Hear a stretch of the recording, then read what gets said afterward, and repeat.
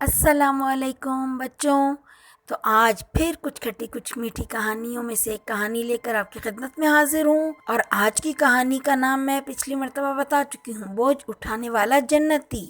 تو کہانی شروع کرتے ہیں، لیکن پلیز جلدی سے میرے چینل کو سبسکرائب کریں اگر نہیں کیا، تاکہ میری سٹوریز آپ کو مل سکے. تو بچوں، اہل معرفت ایسے شخص کو کہتے ہیں جو اپنا ہر کام اللہ تعالیٰ کی خوشی کے لیے کرتا ہے، چاہے وہ کام اللہ کی عبادت ہو، تعلیم حاصل کرنا ہو، یا کسی اللہ کے بندے سے کوئی نیکی کرنا ہو. ایک مرتبہ کا ذکر ہے کہ ایک اہل معرفت فرماتے ہیں، ایک رات میں نے خواب میں دیکھا کہ ایک بہت بڑا اور حیرت انگیز شہر ہے. میں نے پوچھا، اس عظیم الشان شہر کا بادشاہ کون ہے؟ مجھے بتایا گیا کہ وہ تخت پر بیٹھا ہے، وہ اس شہر کا بادشاہ ہے. میں نے کہا، کیا مجھے ان سے ملاقات کی اجازت مل سکتی ہے؟ ایک ملازم نے جا کر پوچھا اور پھر واپس آ کر کہا، اجازت مل گئی ہے، آئیے.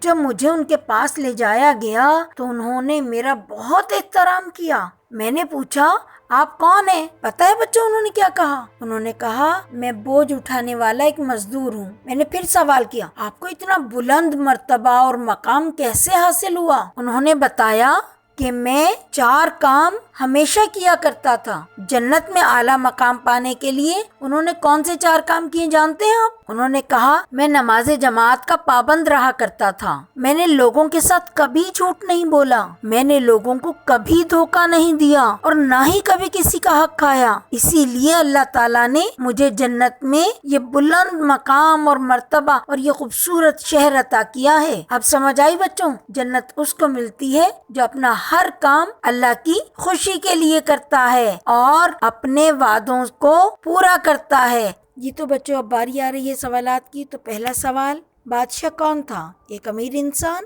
ایک دنیا کا بادشاہ، یا ایک بوجھ اٹھانے والا مزدور؟ دوسرا سوال، اس مزدور کو بلند مرتبہ کیسے حاصل ہوا؟ نماز جماعت کا پابند تھا، جھوٹ اور دھوکے سے کام نہیں لیتا تھا، یا دونوں وجوہات تھیں؟ نمبر 3، اللہ تعالیٰ ڈیش کرنے والے کو پسند کرتا ہے، غیبت کرنے والے کو، نفرت کرنے والے کو، یا محنت کرنے والے کو؟ تو جواب ضرور دیجیے گا، انتظار رہے گا. اگلی کہانی کے ساتھ حاضر ہوں گی. اللہ حافظ.